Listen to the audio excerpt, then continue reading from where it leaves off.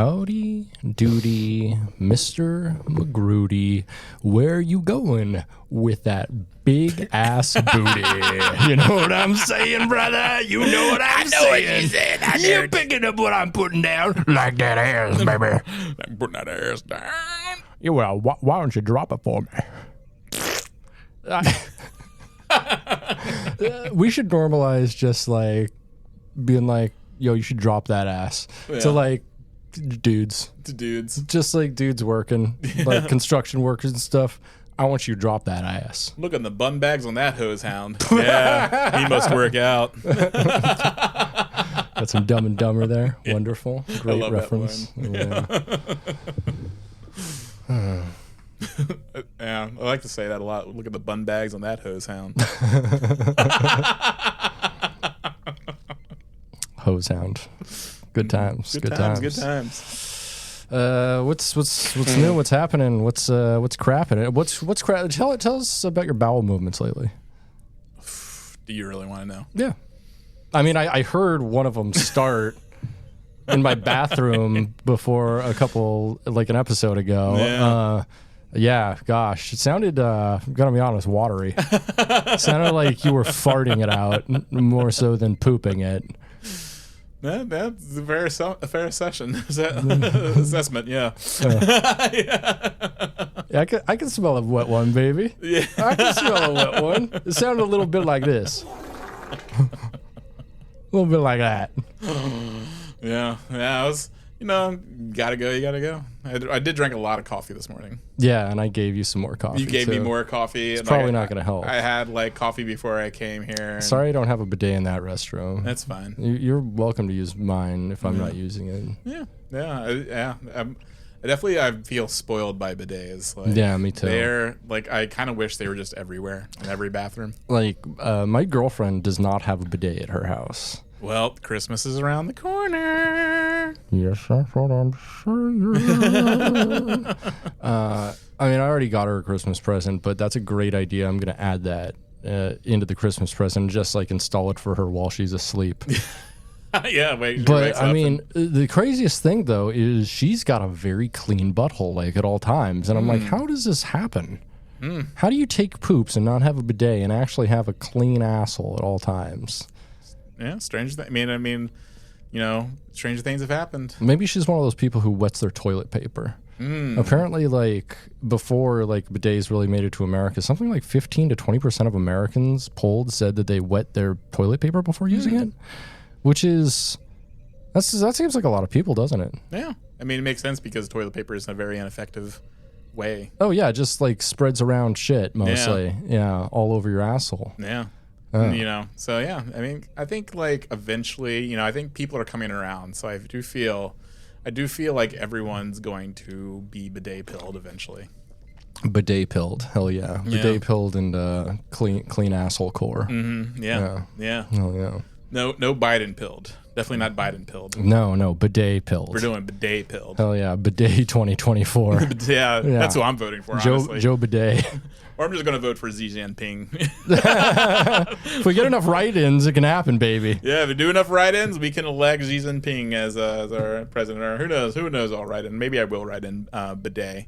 Yeah. Just bidet 2024. God, can you imagine, an economy and, a planned economy that's like China, but with, the more liberal freedoms we experience here in America. Can you imagine that? Could you imagine? That would be wonderful. I would like to imagine that. Yeah. Dream of a better tomorrow. Yeah. If you put those positive thoughts into your everyday actions and try to act towards that, it'll happen eventually. Yeah. The end of imperialism is impossible. Yeah, but you know what? Maybe, just maybe it'll. Yeah, if revolution comes, which I think might be nearly an impossibility at this point. Yeah, we're gonna have to really fully destroy the planet before anything changes. I also think I don't know. I personally feel we're destroying ourselves from within. That's true. Because you see that everywhere where infrastructure's crumbling. People can't afford food. Housing, everything's becoming unattainable. But we're still supporting like all of these imperial actions overseas, and that's strange. People ought to make a lot of connections to Rome. A lot of people are like Rome heads. Why did Rome fall? It's like I mean, a lot of reasons. But like one of which is supporting a lot of military, an expansive military empire that is always fighting on multiple fronts, and where you're stretching yourself too thin, and you look at it, and that's exactly what we're doing. Where supposedly the richest country in the world can't provide the basic things to the population, and we're going all in on Israel. Going all in on Ukraine, going all in on these. As I said, always fighting wars on multiple fronts. Yep. And so. Yeah, I mean, we're it's destroying itself, and that's basically the trajectory of imperialism. Right, it collapses in on itself. Yeah, and all it's going to take is the rest of the world to stop believing in us, and that's going to happen eventually. Yeah, I mean, a lot of like the global South already has a giant distrust of us for like great reasons.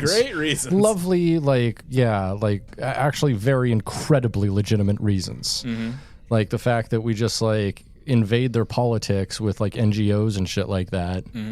Fucking say we're like an aid organization, and then Bill and Melinda Gates goes in there and like does everything they can to change IP law, especially for like vaccines and shit like that. And then put the companies they want and that they're invested in into advantageous positions in the third world, and it's pretty fucked up. It's also like talking about this is very interesting because it's 2023 right now.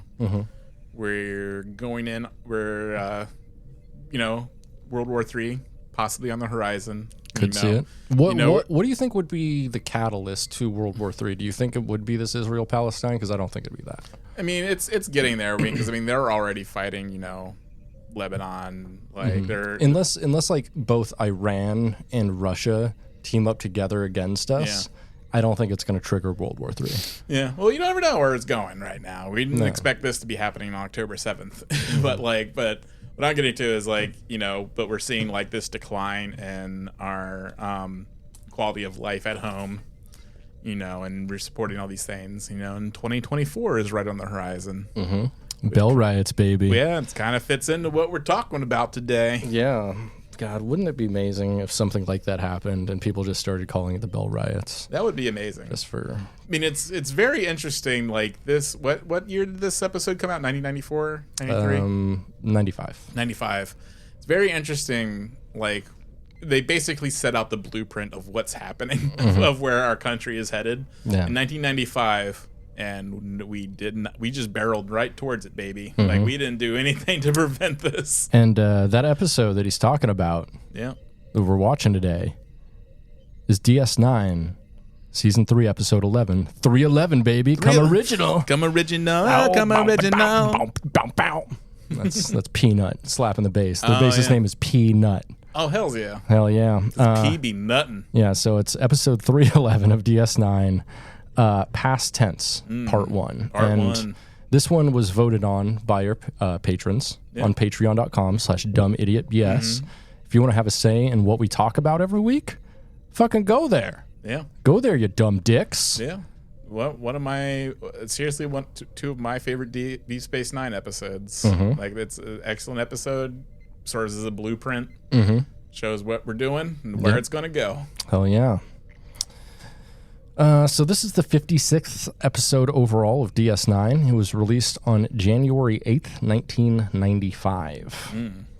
The teleplay is by none other than Robert Hewitt Wolfe, who is, we've talked about him multiple times on here. He's the guy who wrote Bar Association. Oh, hell yeah. Along with like so many other great Deep Space Nine episodes. He was ostensibly one of the main writers of DS9.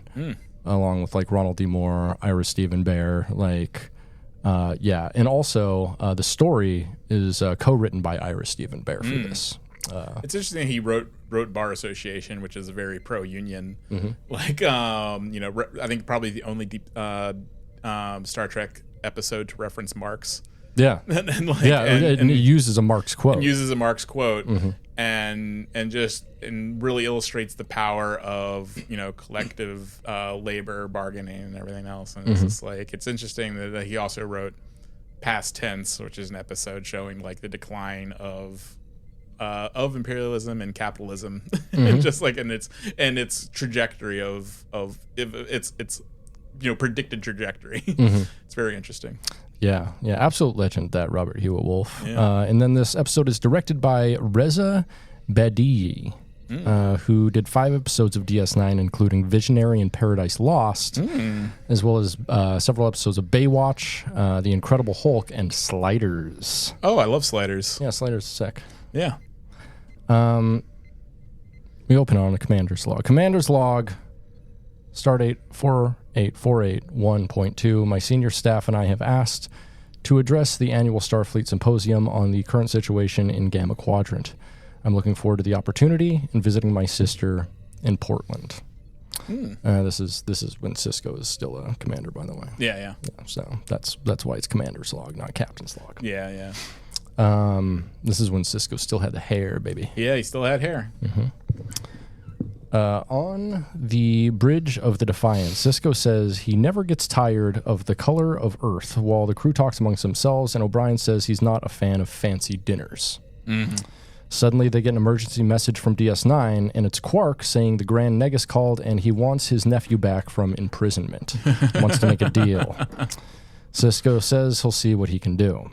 Quark is obviously tickled. Sisko has been brushing up on Ferengi culture because he's a good fucking captain and puts in the effort with people who aren't even his crew. He doesn't even have a Ferengi crew member at this point, so he has no reason to be brushing up on his Ferengi. Yeah, but like Quark is someone he works with, or shares the same space with.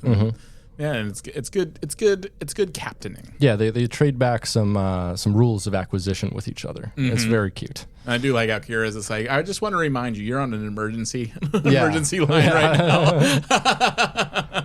It's an emergency for him. He doesn't have a lot of time. He's a busy man. Time is money, baby. Yeah, I did feel like this is just a way for them to include Armin Shimmerman in the episode. Yeah, like I honestly so I'm pretty sure according to a lot of people's contracts in the show, they have like they need to be in every episode to be listed in the main cast, and I love some of the ways they do it, and sometimes I'm not a huge fan. Like in one of the episodes we watched recently, looking for Parma in all the wrong places, like I don't know, it just doesn't kind of work when Sisko comes in, because he's just like comes in out of nowhere and he's like, oh, I hope that's not contagious, and then he like tosses a baseball and leaves, basically. I'm like, and that is why like Avery Brooks was on every single episode of Deep Space Nine. Yeah, he is on all 178 or whatever. Yeah, and that's like something that you don't really see with any other captain.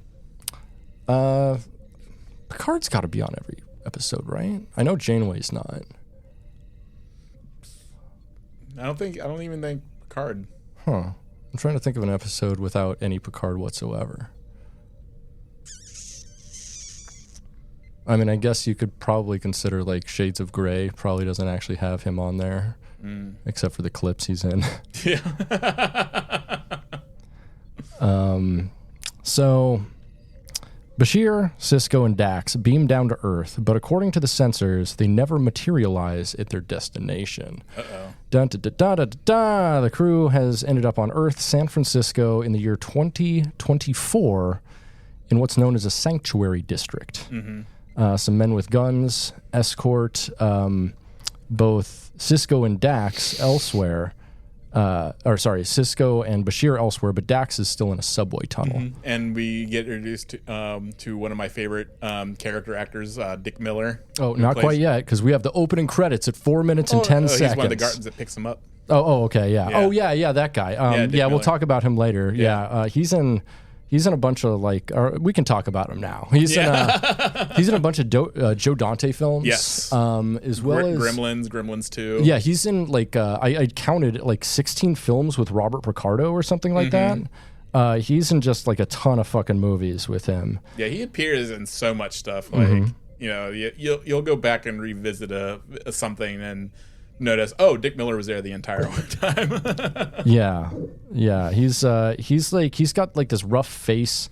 He's like been this perpetually old. He's this perpetually like sandpaper faced old man who like could play a good like alcoholic dad in anything, I'm sure. That's typically what he plays is like ornery, pissed off guys, like, you know, henpecked husbands, you know, just like guys who just have reached their limit of shit they'll take for the day. Yeah, absolutely. Yeah, he's great. I love him. Yeah, like, and I think he does a great job in this. Oh, he's fantastic as a beleaguered, you know, guard. In this sort of like fascist police state. Right. Just this disheveled fucking man who's like almost had his limit. Yeah, and kind of illustrates. Yeah, he's just going through the motions. He's enforcing the law very forcefully because that's, you know, his job. And it's kind of just like, kind of, you know, for no other reason than this is his job. Like, he's the kind of guy who says he's a cop because of the retirement. Yeah, but he definitely seems like you know, a lot of his like own prejudices definitely come out a lot. But he's still a cop. He's still a cop. Yeah. So, opening credits, 4 minutes 10 seconds. Kind of a long cold open here. Yeah, kind of necessary. It sets it up. Yeah. They have to beam back in time. I mean, you didn't need the like minute and a half of Quark, but it was welcome. I liked it. But you know, need to get Armin Sherman in there somehow. Would have been nice if they had brought him along for some reason. That would have been funny. But I guess that. You couldn't have made it work on Earth, really. I don't. Even the episode where Quark goes back in time to 1950s Roswell, right? Like, you know, even that was kind of like, well, that made sense because they're taking Nog to Starfleet Academy, right. And so there's a reason for Quark to go to Earth. But like, because I mean, I guess it would be kind of weird for like a Ferengi to go to Earth, considering their past relationship with the Federation, and they're not actually in the Federation at this point. You know what we really need is a Quark travel show where it's just Armin Shimmerman dressed as Quark, going around to different destinations on Earth and pretending that he's visiting Earth in the past. Exactly. Yeah, I like that. That would be so fucking cool. Yeah. So after him going to the Avian Awards or something. All the females are naked. Or going to like or to a libertarian convention. Be like, yes. So after the credits, a wealthy guy finds Dax in the subway station, and she pretends she got robbed and notices she doesn't have her comm badge. Yeah.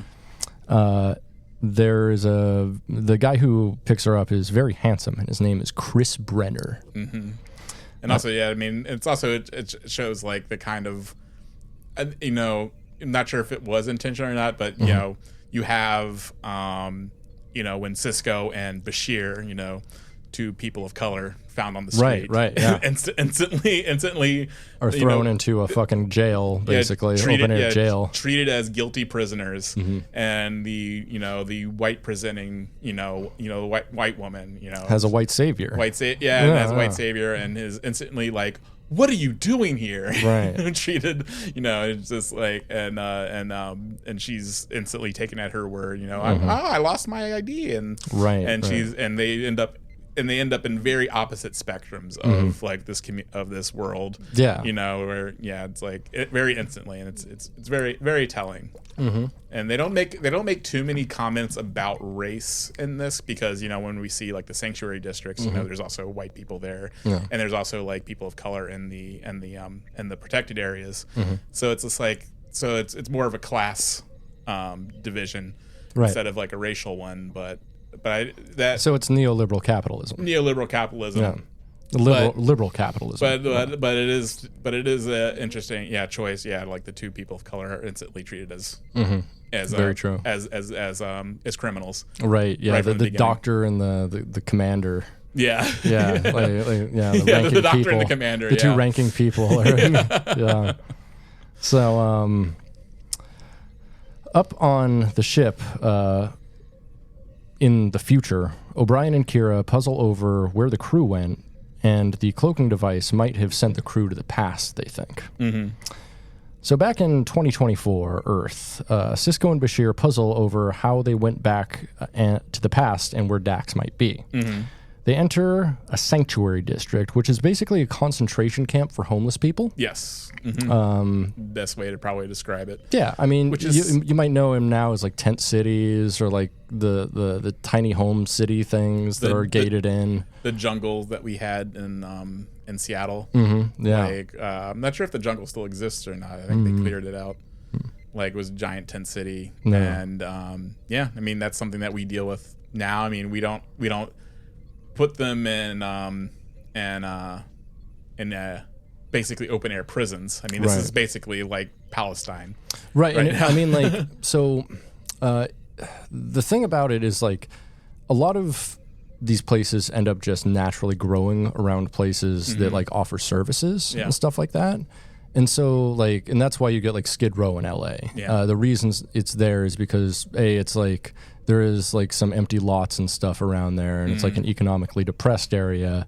And so it's not like constantly getting redeveloped, so you can actually find a place to park for a while. But also like that's where all the homeless services are centered in LA. And so it's like you naturally have that group springing and maintaining that area because of that. And so, you know, there's something to be said for that, but only if those services are actually working. And if the services are actually trying to be proactive and not just like put a Band-Aid on the wound and have the funding to only just put a Band-Aid on the wound only for the wound to grow every year. Which seems to be exactly what's happening now.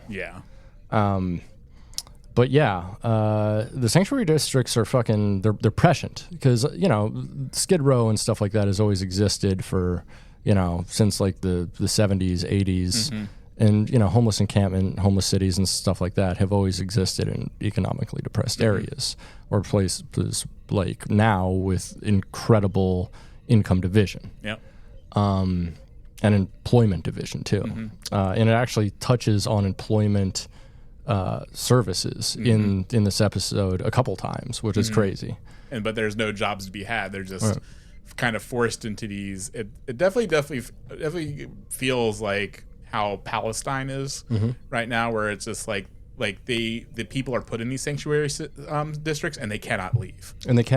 And also like they're under constant military supervision. It's hard to import anything in there too, and so like their economic activity is extremely limited. And in as much, I want to say the average employment rate in Palestine was something like 30% or something like that, which is insane. You know, like what are people supposed to do when they have no employment and they have no access to like better their lives in any way? And they live in a fucking open air prison. Like that's how you breed, you know, people who fucking take hostages and blow shit up. That's what do you think you're gonna get? Which is pretty much what happens in this episode. It's just like it shows like you force people in containment, and you know you oppress them enough, and they have no other recourse but to fight back. And the leaders of this movement have only been oppressed for 2 days.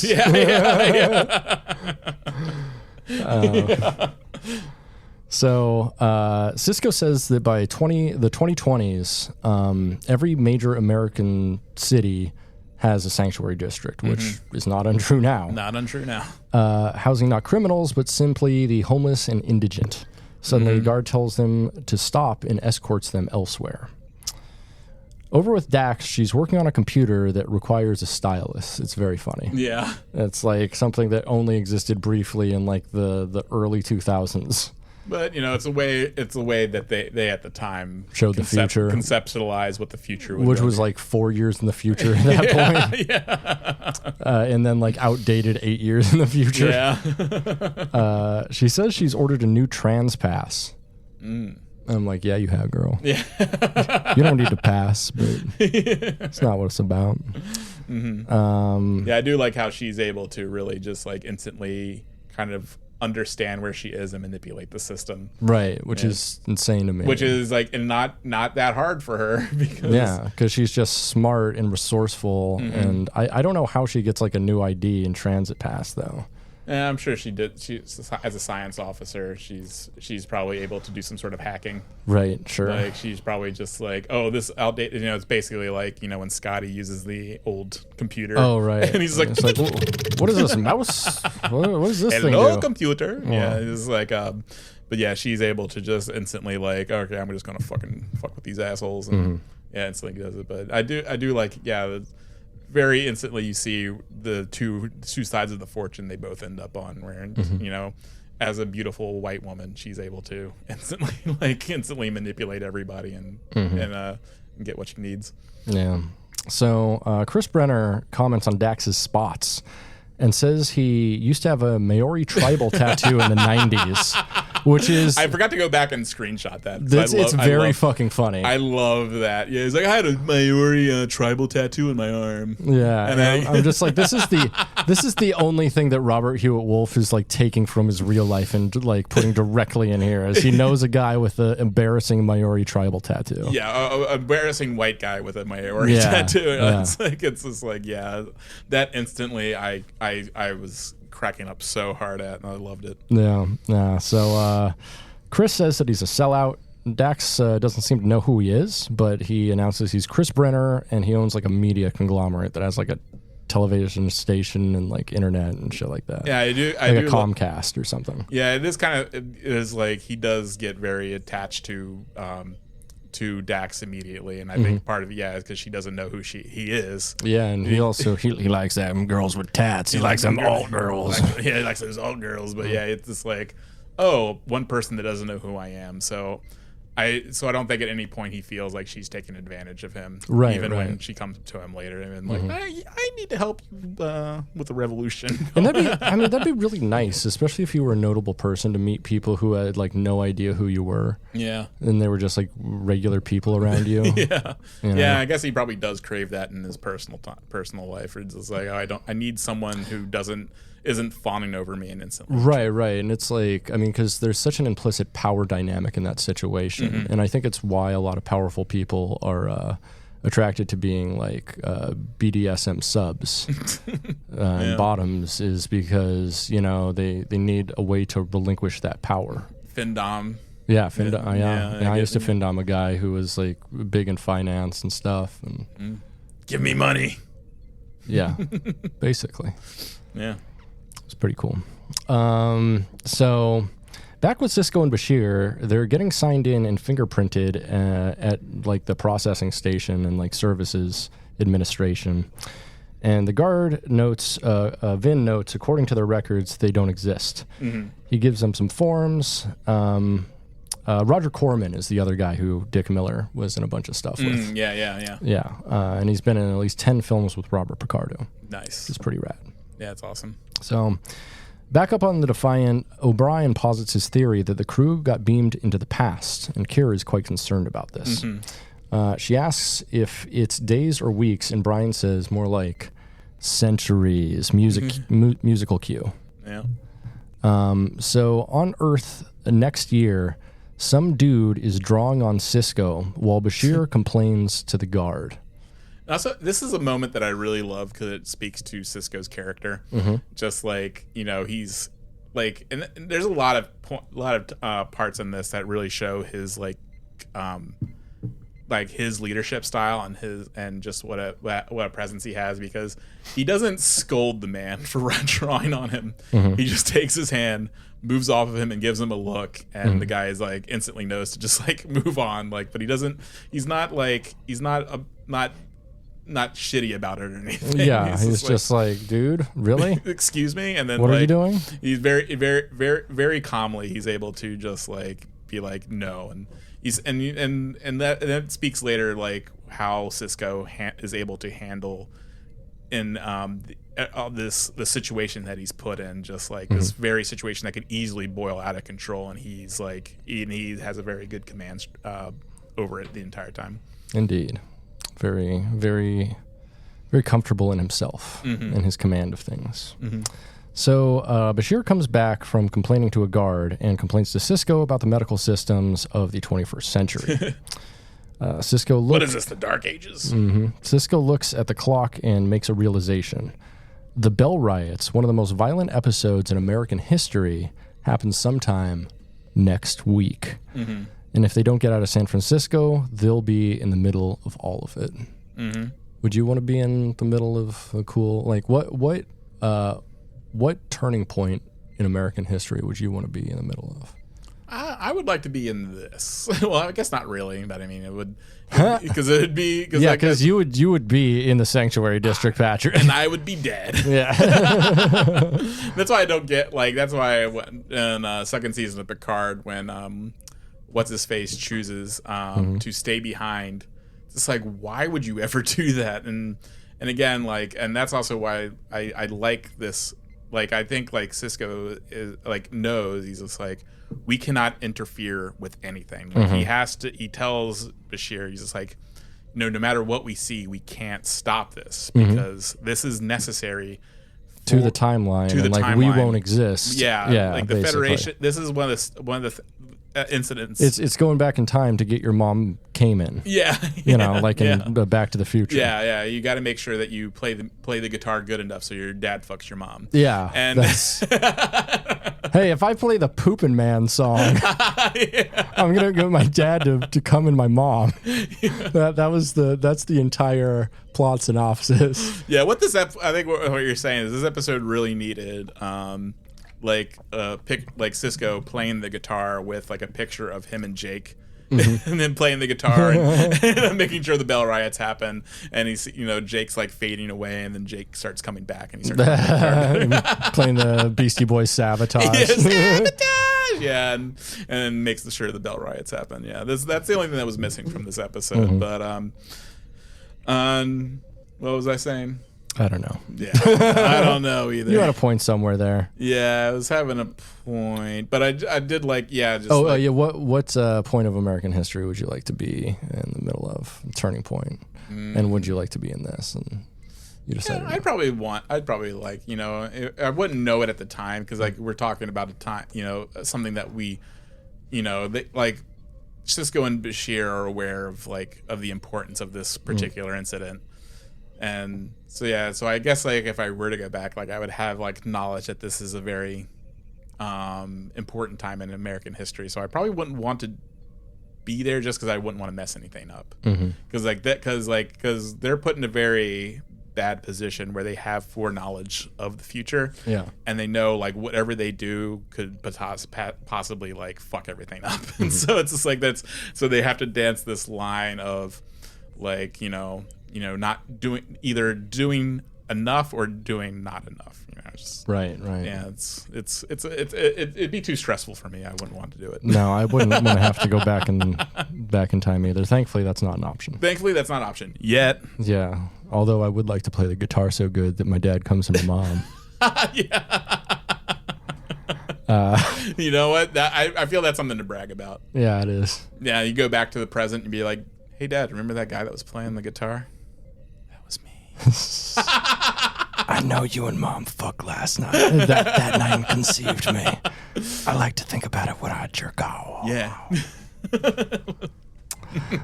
So the Bell Riots were a catalyst event started by a man called Gabriel Bell, we're told, yes. In which guards are taken hostage and hundreds of sanctuary residents are killed, despite the guards not being harmed.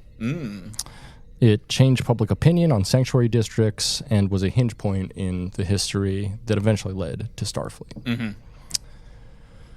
Yeah, I do it is interesting because it also speaks to just how people are expected to riot. And whenever there's any sort of public demonstration, and how it's just there's expectation that people always have to be polite and not harm their oppressors. Right. And so it's just and so that is peaceful protest is the only legitimate form of protest to a lot of people. And so even though this violent action happens where a lot of people in the sanctuary district are killed, it's oh well, the hostages they took were not harmed, and that's what makes people see their humanity, which is depressing. It's necessary, but it's just okay, that's the only way that people can conceive that these are human beings, is that they didn't kill their hostages. Yeah. which is kind of fucked up. Yeah. I mean, yeah, like you can't do violence back to your oppressor who has done violence against you in so many ways for so long. Yes. It was, the message. Yeah. So Vin, the guard, comes up and tells them that their time has come to be processed. They go to the office of a woman who is surprised they're not DIMS, which they've said a couple times in this episode, and they explain that it's their term for people who belong in hospitals. You know, that word. You know which word I'm talking about? Yes, that I word. do. Yeah, I mean, and this is also, because this is also DIMS. like after, you know, like a lot of the problems that we have is because, like, you know, Ronald Reagan famously defunded a lot of, like, you know, mental health services. Yeah. And so Absolutely. like, and so this is, I think, is showing like that's, and I think, you know, basically particularly, you know, they were facing in 1995, you know, Imperial decline. Yeah, like the basic defunding of all social services under both administrations. And the eventual privatization of all services under all administrations. Yes, and so like the people who clearly need help, you know, the DIMS, you know, people who need to have like mental health services are they're the only they force them onto the street, which is, you know, and then Ronald they criminalize being homeless. We criminalize being homeless, and exactly what Ronald Reagan did. And so it's just like and this is, and it's very, very telling. Yeah. The lady at the processing center says instead they're not DIMS, they're gimmies, which are people who are looking for a job and a place to live. So also like people. another Ronald people. Also like calling them gimmies, like another, you know, welfare queen type fucking dog whistle. Another Reaganism, welfare queen. Oh, they're looking for they're looking for handouts. They want just a job and a place to live, a handout. Yeah, like these that. people are looking for handouts, which is like, this is definitely like a condemnation of like Reaganism, neoliberalism in general. Yeah, and it's a fantastic episode. It is. It's definitely like one of the most Marxist episodes of DS9. And it's like an episode, and placing it in the near future is again like another so like a bit of like aesthetic distance, where it's just like it's not directly referencing neoliberalism as the cause of this, but it's pretty apparent that's the reason why. Yeah, but it's just like no one. Yeah, it's just. You know, it seems like, oh, this is caused from other reasons, but if you kind of like think about it a bit more, it's like, oh yeah. Everything's systemic. Yes. So Bashir and Cisco say they're not planning on staying in the Sanctuary District long or in San Francisco, and the lady at the processing center tells them to be patient and gives them some ration cards. She tells them they can stay in any building in the district and to stay away from district security. She also warns about people she calls ghosts, who are like people who live in the Sanctuary District who are not gimmies and don't want a job and a place to live, but just prey on other residents. Yeah. So, which is weird because I feel like Ghost is almost more respectful than Gimme. Yeah, I know. Yeah. Well, yeah, they have drive. So over with Dax, she's trying to hail the rest of the team when Chris Brenner tells her he got a hotel room for her and her friends are nowhere to be found. And then he invites her to a party with his friends. Back in the Sanctuary District, Cisco and Bashir are getting grief from residents and they can't find a place to sleep. Can't find any buildings. Bashir goes on a ramble about how capitalism doesn't make sense, basically. Yeah. It's pretty cool. Based Bashir. Yeah, because definitely seeing like you know, since people don't have anything, they're they have to be protective of whatever they can get, so they're being turned away from buildings because people are just being like, no, this is ours.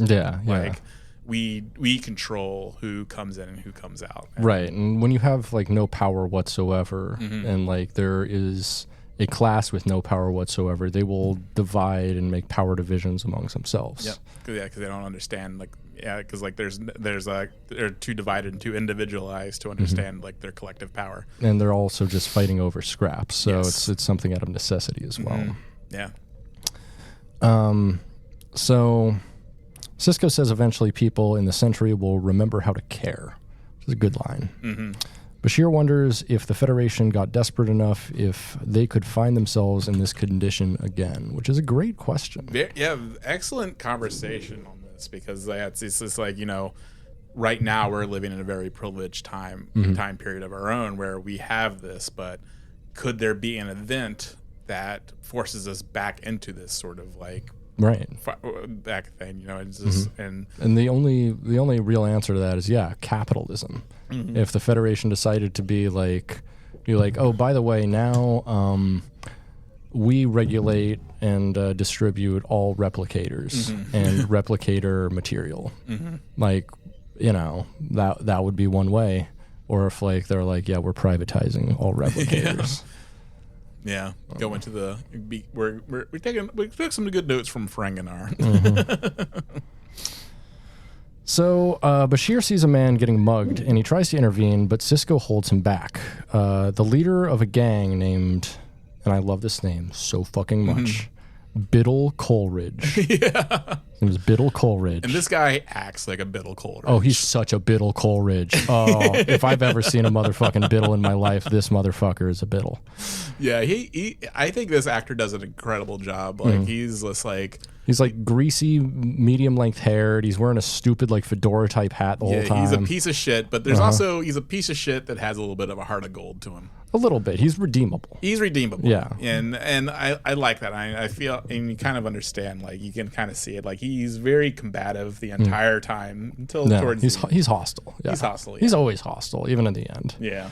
So Biddle Coleridge is threatening towards Cisco and Bashir, and so they leave.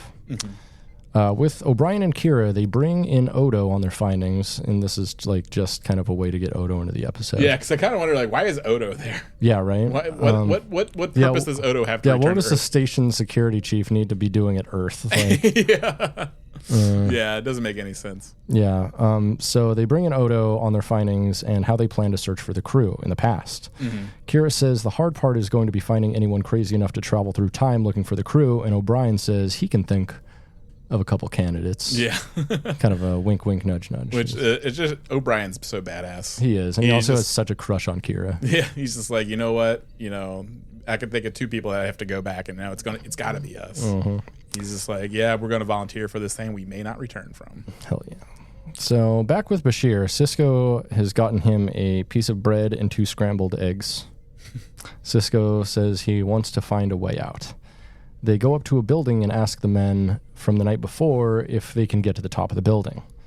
The guy says no, and Bashir asks if they can make a trade, but they don't have anything. Suddenly, the guy has a change of heart and tells them they can make a deal. And they trade their pajamas, their uniforms. Which is like, it is funny, like, there is a lot of Federation stuff that's left behind in this. Because Cisco and Bashir immediately get their communicators taken from them. Right. They're stolen off their sleeping bodies, and then their uniforms are also left behind. In the past. That's what we left behind. That's what we left behind. Yeah. So it is funny. Like, it would have been funny if that had somehow come back later. I mean, there is like a callback to these episodes later on, but it would be funny. Like, oh yeah, you guys left communicator technology, and also I feel like their uniforms also are made of a new age material. As Probably, well. Yeah, because it's. But who knows? We've been using cotton for thousands of years. Yeah, yeah. We've been using a lot of the same shit for thousands. But I do think like it is made from some other material, but who knows? But but it also was left in a sanctuary district where it was probably destroyed or lost not much later than after this. Especially also those communicators probably too. Yeah. So they trade their clothes for some stinky but warm clothes. Yeah. A man named Michael Webb in a stairwell holds a knife to them for approaching his injured son. Bashir asks to take a look and gives him a good diagnosis and instructions for disinfection. But Cisco's kind of hesitant. He's like, it could affect the past. But Bashir's like, it's not going to hurt. Yeah, it's not going to hurt for me to look at him. But you never know. Like, it'd be funny if, like, Bashir saves his life, and then that's guy with a brand new medical procedure. And then, he saves his life, and he was supposed to die, but he's just like, thank you. My name is New Hitler. My name is Hitler Khan. my name is Hitler Jr. And then it's like, oh crap. All right, Bashir. Break his neck. It'd be great if it was just Khan again and Khan's life kept on getting saved. It could have been Khan. Could have been Khan. Could have been Khan. We don't know. That's a good point. Let's look into that. Yeah. Later on the streets, a man asks Bashir to stay as a doctor and says they have little chance of leaving unless they get organized and let people know what's going on outside. Which is true. So with Dax, she's at a very fancy party with Chris Brenner, and her outfit is so fucking sick. It's like this striped charcoal suit with a skirt. It's so fucking cool. Chris's friends tell them that Europe is falling apart. Jadzia says it'll happen here too, and the guests are put off by her because they don't believe it can. They're just a bunch of libs. Chris says he was that Dax was mugged yesterday, and the friends say if Dax was caught without an ID, she would have been put in the sanctuary district. Yeah. Jadzia asks if they can look inside the sanctuary district to find her friends. So maybe it wasn't totally a racial thing, but it was. Yeah, it was. But yeah, I mean, it wasn't on face racial. But yeah, it just happened to be. It just it was definitely. I think like they were making a comment about racial politics. Right. Yeah, but they did try to make it seem like it is just like it's not a race division, but where we have that is very much so. So back at the Sanctuary District, the Biddle Coleridge guy from earlier tries to accost Bashir, but Cisco intervenes, and they get in a fight with a gang of guys in fedora hats, which I think is probably like a homeless swing band. Or ska band. Yeah, like the cherry popping daddies, but homeless. Yes, a man intervenes to help them, but is stabbed by Biddle, and he dies. As the police start searching, the area is put on lockdown. Cisco grabs the man's ID and runs.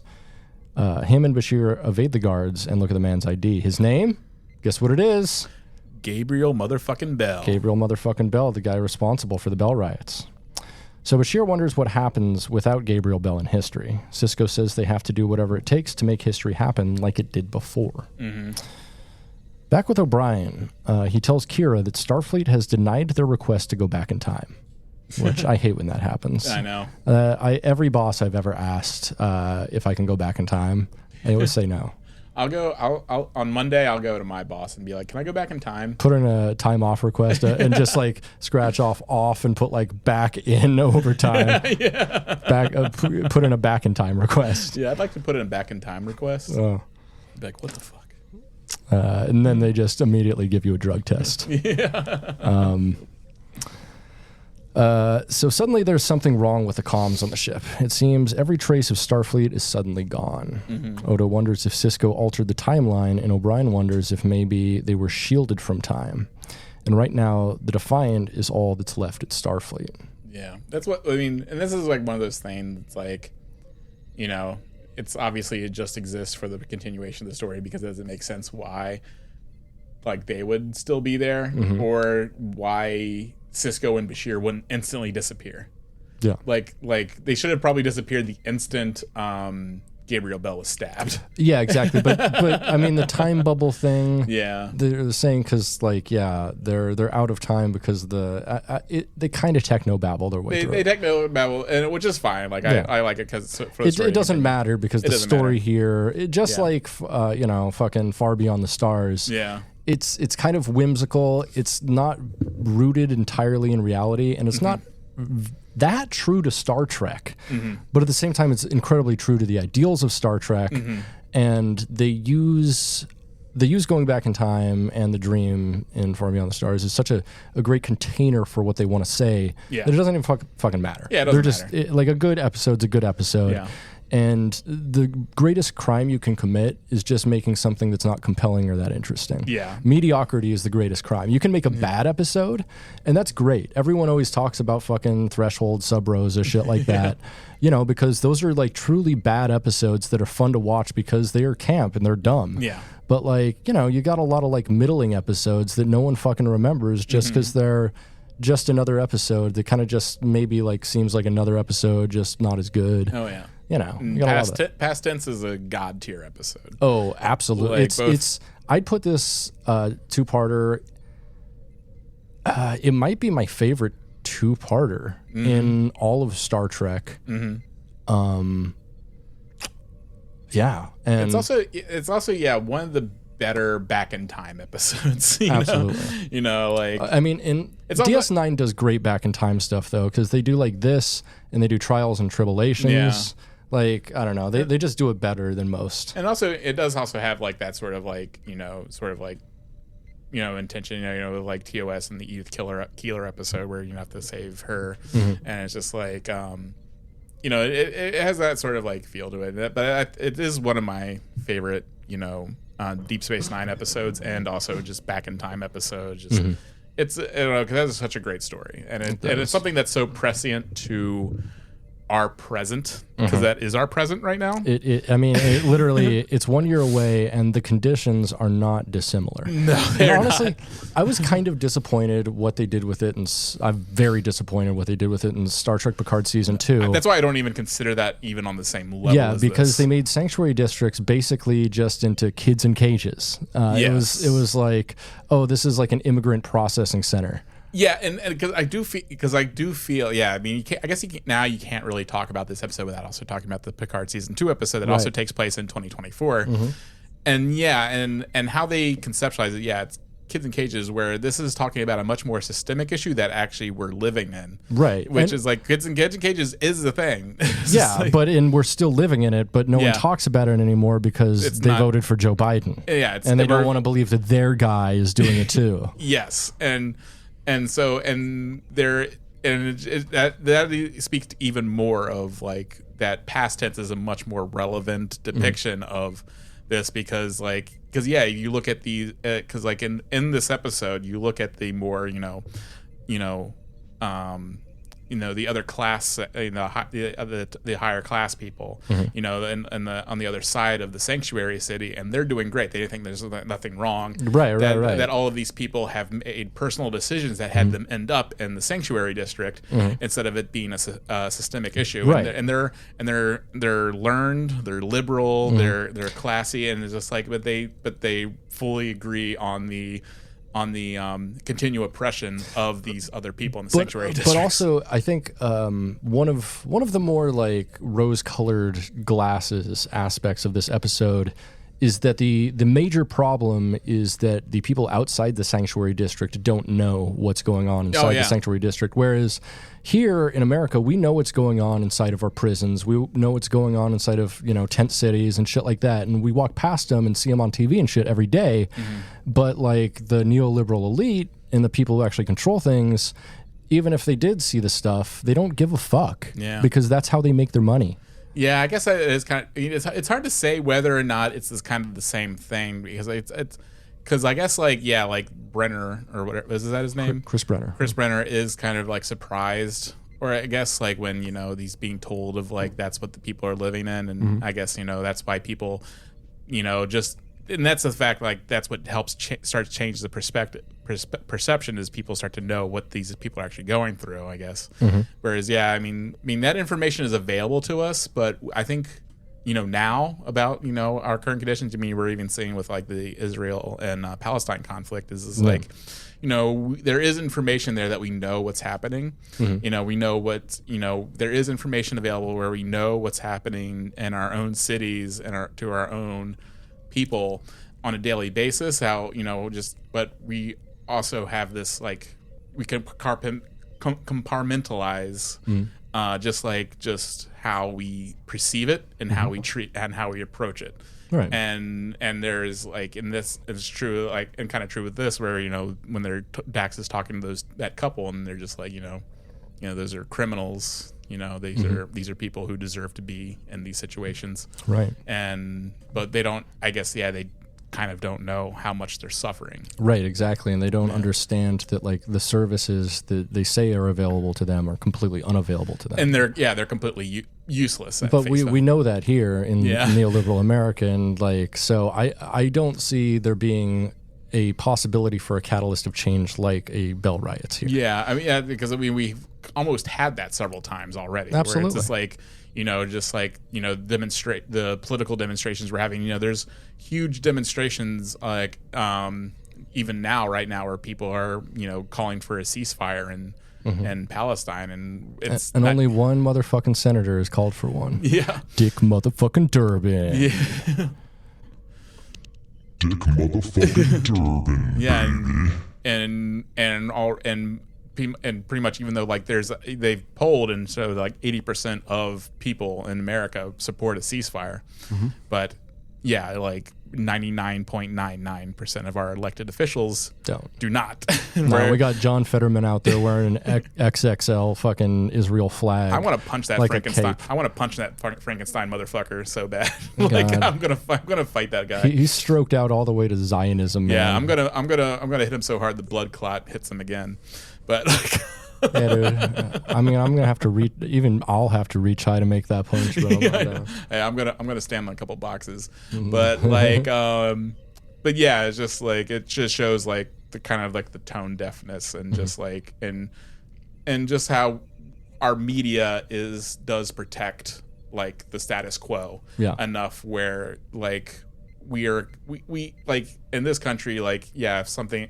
It's hard to know whether or not a Bell riot would reach people's hearts and minds enough. Like, it's like we have Bell riots every day, and we're the media does a great job of taking away any sort of like revolutionary aspect of that and spinning it, again, negatively against any sort of change whatsoever. So right, and we're seeing that every day with like the Israel-Palestine conflict.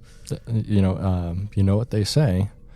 I don't mean to say it in a disrespectful way, but the Bell riots happen in the ghetto every day. Yeah, that's true. And we're actively supporting genocide right now, and it's going to find despite overwhelming negative opinion against it and people calling for it to stop, it's gonna reach its eventual conclusion. Zenith.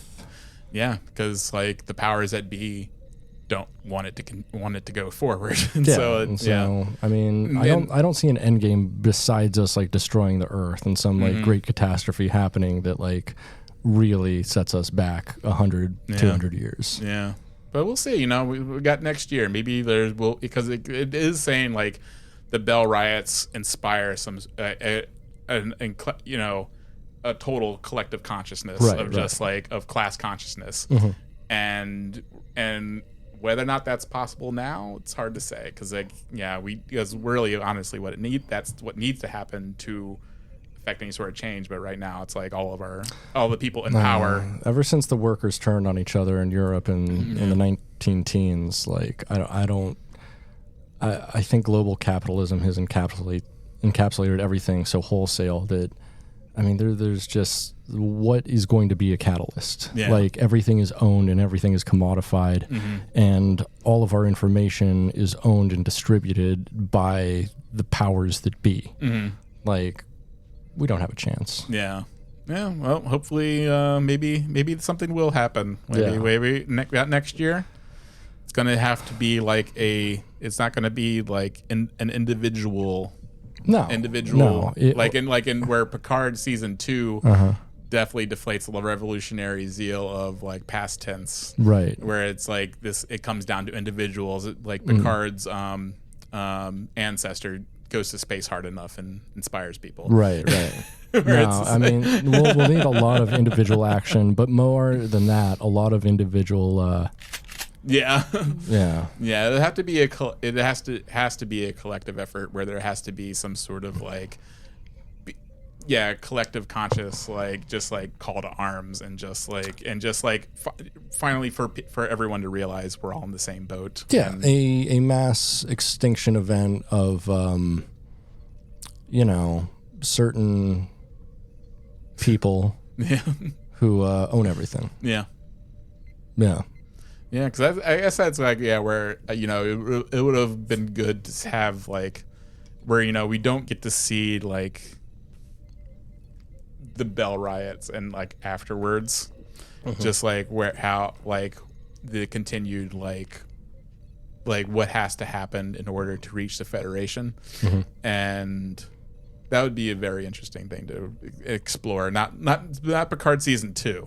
Yeah, I'd like to know more about like all of the hinge points in between, you know, now and because we got the eugenics wars that come up, and World War III, and the Star Trek canon, and First Contact. Yeah, but then like there's, you know, between that and Enterprise, there's like about 100 years of history or so. They're just like, well. Yeah.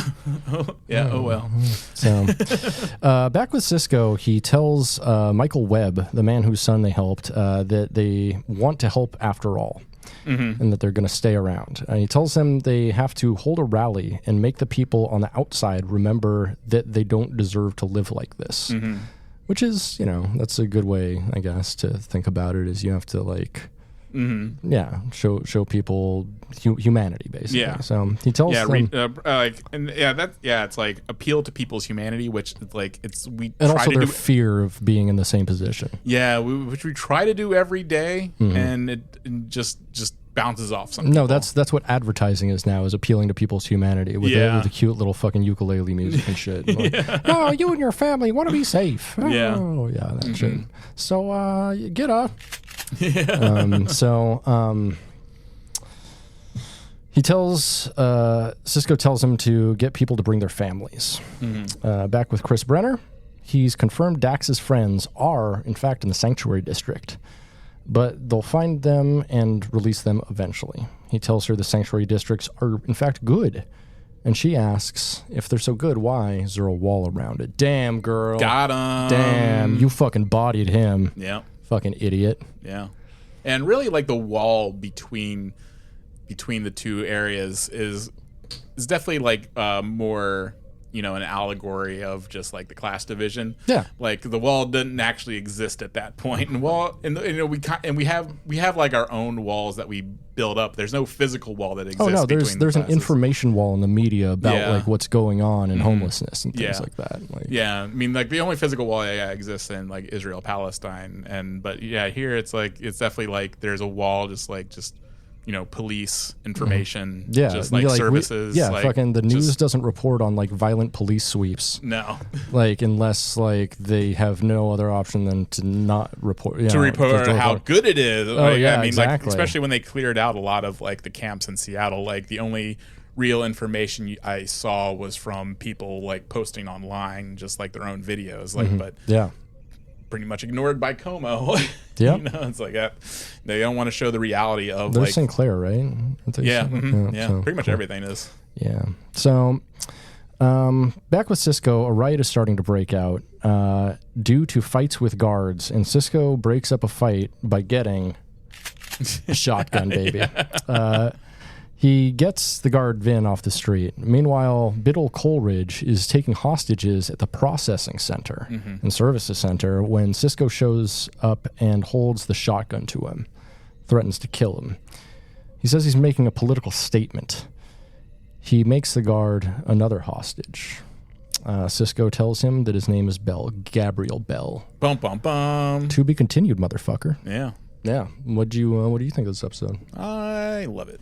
Yeah, me too. Like, I think this is a good way of also like depicting just like, you know, like, you know, they're like, you know, neoliberal rot. Yeah, and you know, the idea that we can just vote these sort of systems away. Yeah. Where it's just like, you know, like I think we'd mentioned like how like there's a big people are just, you know, genuinely saying like, you know, we have to always vote. You know, Biden's the lesser evil in this. Right. And where Biden has ultimately supported everything that Trump would have supported the same way. It's like he's upheld so many of Trump's stuff. Like there is no lesser evil in this country. The giant cut corporate tax, he's made no efforts against that. You know, fucking kids in cages, nothing. Fucking the Cuba embargo, nothing. Yep. Like he's just upheld so much of fucking Trump's bullshit because it's the Biden infrastructure thing's basically like it's basically putting a Band-Aid thing, you know, the great, you know, thing that they've accomplished, and it's just like basically putting a Band-Aid on our infrastructure.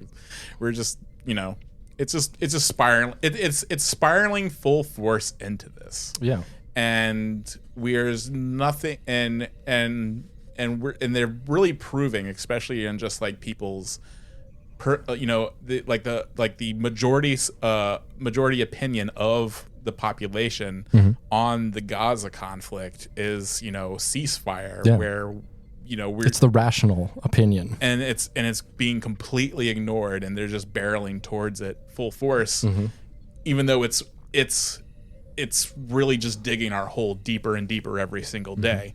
And just like, we're not going to stop the money. We're not, there's not going to be anything anything to prevent anything to stop the worst thing from happening. We're embracing the worst possible outcome with every single thing, whether it's like domestically or internationally. And so because that's the most profitable outcome. It's the most profitable outcome because and it's just like, it's just like the continuation of empire. And really and it shows that is not the best course of action, because it eventually collapses in on itself. And we're barreling full force into this. Like, we're showing, like, most people are we're all like kind of helpless. We're kind of in for the ride almost. It's just like, there's only so much like individuals can do to affect like, the empire. Just like the empire way it stands right now. Right.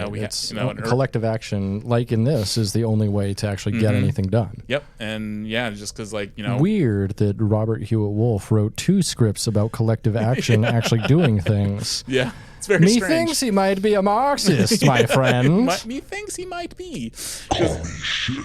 Because it's just like, we supposedly have this representative democracy, and no one's actually being represented. It's like it's representing the desires and the interests of empire, and not anyone else. So I mean, are bell riots in the future? On the menu? Bell riots on the menu, baby? I hope so. I mean, Hey, you got any fresh bell riots for me? You get any of those in from the bakery today?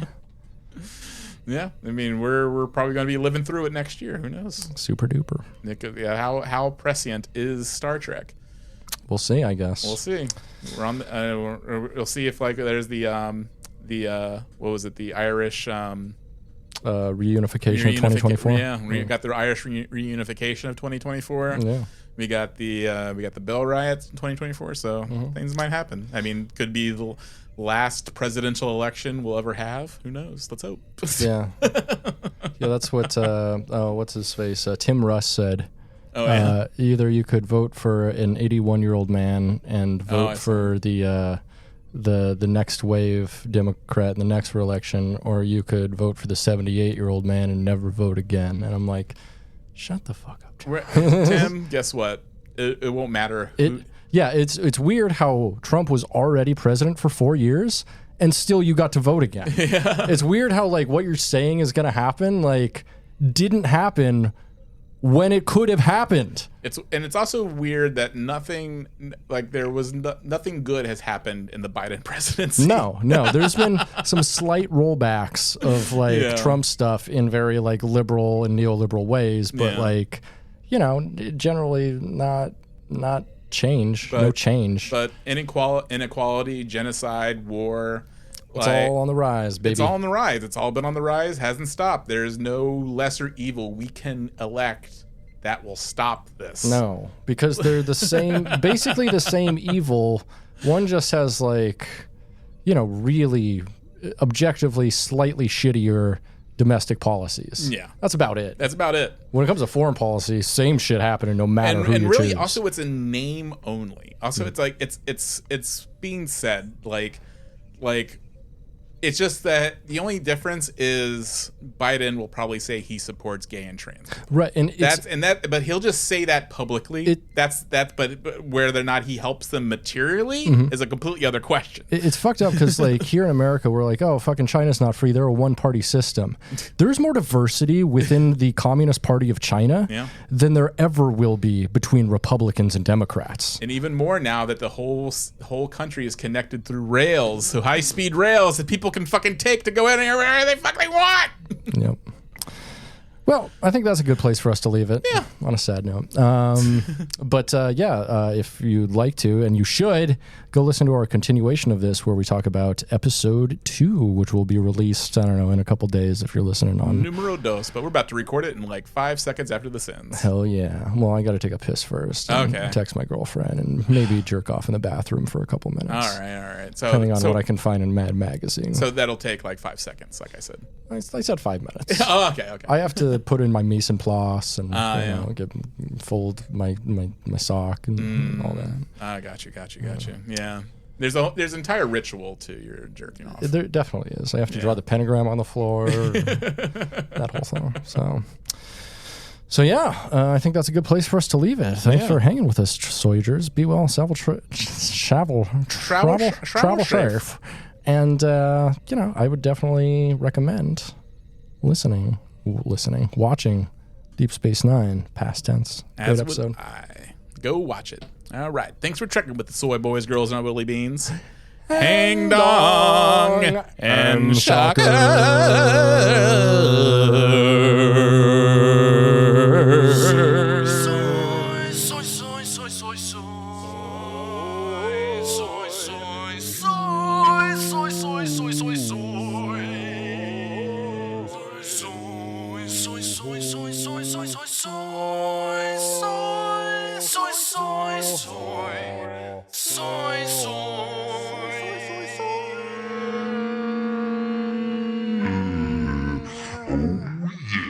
Everybody going down to the grocery store. Everyone going there because they want more. Groceries. Everybody likes their groceries. Groceries. Eat 'em up so good.